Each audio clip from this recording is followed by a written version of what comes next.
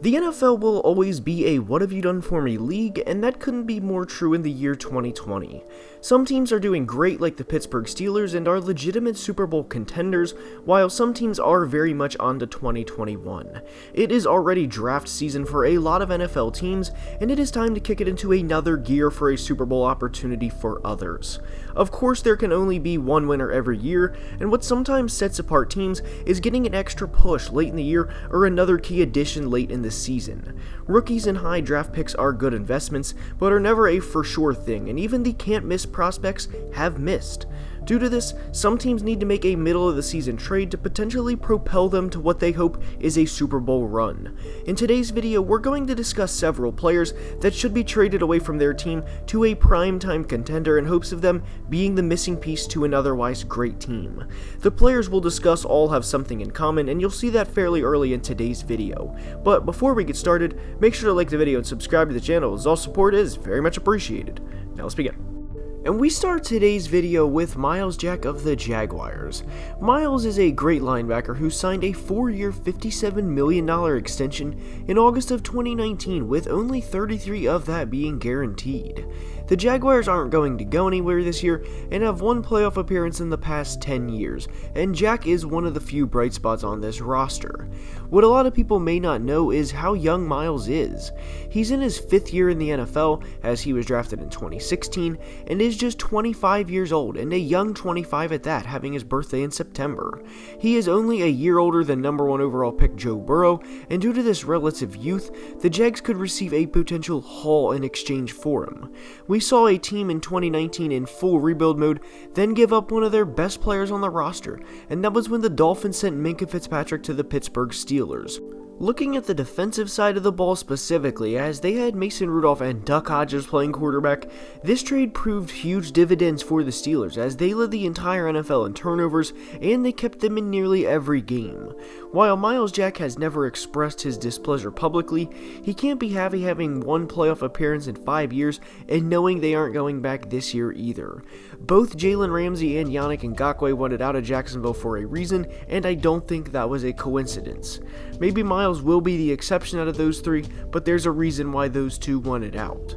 I don't expect Myles to force his way out, but it would be nice to see a contender trade for him before the end of the season. With his youth, the Jags certainly could have a good return on this trade, and given they're not going anywhere this year, they might as well try and make it happen. And next is a player who I wouldn't say should demand a trade, as it's 100% not in his nature, but he deserves a legitimate chance at a ring, and it's Julio Jones of the Atlanta Falcons. Julio has been one of the best receivers in the past decade, and unfortunately doesn't have a ring to show. Now, I think it's fair to say he should have a ring to show, but obviously doesn't, and anyways, the point stands. He currently has 6 straight 1,000-yard years, and although he only has a little over 350 at the time, I think it's a safe bet to say he will get there, assuming that hamstring holds up. A big reason why a Julio trade makes sense for both the Falcons and for Julio personally is they're 1-5 and just fired their head coach. Yes, Raheem Morris did a great job in his Falcons head coaching debut with a 17-point road victory, but I don't think they're going to win 9 of their remaining 10 games and get to the playoffs. If they do, then great, and honestly good for them, and I would welcome being wrong. But on the same side of the coin, Julio is 31 years old, and while he is different than most receivers, meaning he will stay good for probably the next 5 years rather than maybe 1 or 2, it would be good to mutually part ways, as Atlanta will probably be hitting a rebuild sooner rather than later. Matt Ryan is 35 years old and will be 36 next year, and this defense, simply put, is not good. Not only would Julio be successful anywhere, but it would be fun to see him in other offenses and how they utilize him in the red zone compared to how the Falcons have in the past 10 years. I'd love to see a team, and obviously this is my dream, not a prediction, but a team like the Ravens trade for Julio, as that offense would be even more fun to watch than it already is. Julio's trade value would be tough to gauge as he is a 31-year-old receiver, but I would love to see a team roll the dice and make a push for a player of his caliber. And next we go to the player on today's thumbnail, which is Viking safety Harrison Smith. Harrison should be traded due to not only how bad the team is, but while there is still some trade value there. He is a 31-year-old safety, and while Harrison, and admittedly I am biased when I say this, but while he has played at a Hall of Fame level for a lot of his career, it is time to part ways with the Hitman, and while we're at it, Zimmer too. Anyways, Harrison has been a great player for the past decade, but we have seen players like Peyton Manning and Tom Brady, no disrespect to Harrison, but players that are all-time legends and faces of the NFL, move on from their original teams, and the Vikings could get some compensation while they are at it. Unlike the Colts or Patriots did with their quarterbacks, and understandably so, I'm not criticizing that decision, believe me, the Vikings could probably get a second-round pick or something in that vicinity for a player like Smith. He is a 5-time defending Pro Bowl player, and in the 13-year history of Pro Football Focus, having been founded in 2007, Harrison Smith has the highest graded season by a safety ever back in 2017. And I realize that doesn't matter now, but I always like throwing that little stat in when discussing Harrison. Anyways, despite the report that came out by ESPN earlier this week that Mike Zimmer is not on the hot seat, I think some things could change as their next 3 games are all divisional, with 2 being on the road at Green Bay and at Chicago. This team will start out at best 2-7, and despite the Vikings having no Super Bowls, they are usually not a bad team by any means. The Vikings ownership probably won't want to put up with this for long, and with how incompetitive he is at times, Zim could force his way out the door. If he does that, then it would be a perfect time for a rebuild, and Harrison Smith being traded while the organization receives some compensation would work out for everyone. I don't want to see Harrison go by any means, but with a rebuild looming, because let's be honest, the Vikings aren't going to win a Super Bowl with Kirk Cousins, it, meaning the departure of Harrison Smith, will inevitably happen at some point in time. Next, and this one may be surprising, but Zach Ertz of the Philadelphia Eagles. Zach has been a great player for this team for nearly a decade, and of course is most known for his Super Bowl touchdown back when they won it all in 2018, the 2017 season, but the year it happened was 2018 before anyone corrects me.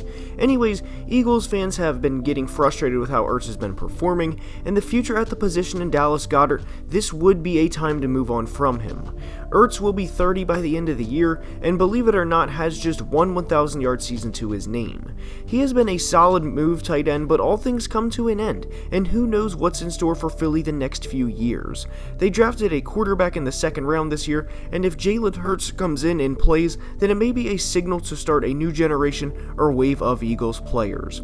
Ertz has accumulated over 540 catches and nearly 6,000 yards in his time in Philly, and still has some productive years left in him, though not as peak to be clear. Personally, I think the writing is on the wall for Ertz to leave Philly, and as we said, he is just 29 at the time. Tight ends typically don't play until they're 38 or 39, so just being realistic, he probably has 4 more years in his career, or 5, maybe even 6 at the most, and if you're Zach Ertz, with the uncertainty surrounding Philadelphia's football team right now, why wouldn't you want to be traded and have a shot at another ring, or even multiple rings?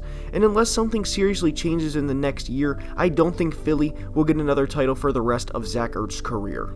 And the final player we go to for today's video is Odell Beckham of the Browns. Odell is an interesting player, as no matter where he goes for the rest of his career, he will always be one of the bigger personas or bigger players in the room, and that's just the way it will be. He has over 14 million followers on Instagram, and his fans absolutely love him. That being said, that doesn't mean Odell loves his current situation, as the Browns, despite being 4-2, are coming off of a 31-point loss to their division rival in the Pittsburgh Steelers. The Browns only have 2 losses this year, but were absolutely slaughtered by division rivals in, of course, Sunday at the Steelers and back in Week 1 against the Ravens. The reason why Odell should be traded is I personally don't think his future is in Cleveland. Yes, he bought a house there, and he made the comments of he didn't buy one to live there for several years and everything of that nature, but with the Ravens and Lamar being there for the next decade, which by the way would be well out of Odell's prime by then, do you, the viewer, and I'm asking you this, honestly think the Browns can win the Super Bowl? I would be surprised if they won a single division title in the next 5 years, and let me get this clear. It's not that I'm not a believer in the Browns or that I want them to fail or anything like that. I just think the Ravens are that good, and they have Lamar, who is 23 years old and already has an MVP to his name. This is a dream, obviously, and it wouldn't happen, but I'd love for Odell to go home, and if you know where he's from, you already know where I'm saying. He played college football at LSU, and he is originally from New Orleans. Now, the Saints would never trade for him, and that is obviously a dream, but I do think Odell should ask for a trade, and whether it be it now or end of the season would be up to him. Odell is one of the most fierce competitors the NFL has to offer, and we see that with how passionate of a player he is and how much he cares about the game. There's no doubt he wants to get a Super Bowl ring before he retires, and just being honest, he won't get one in Cleveland anytime soon. And with that being said, that's all I have for today's video. I went with the theme of players on bad teams, or really in Odell's case, a team that probably won't win the big game because of how stacked the conference is. The AFC will truly be a dogfight for the next few years with Buffalo, Kansas City, Baltimore, and everyone else. But I will see you guys next time. Please make sure to like the video and subscribe to the channel. It helps a ton. I truly appreciate all the support, and I will see you guys next time. Have a great day.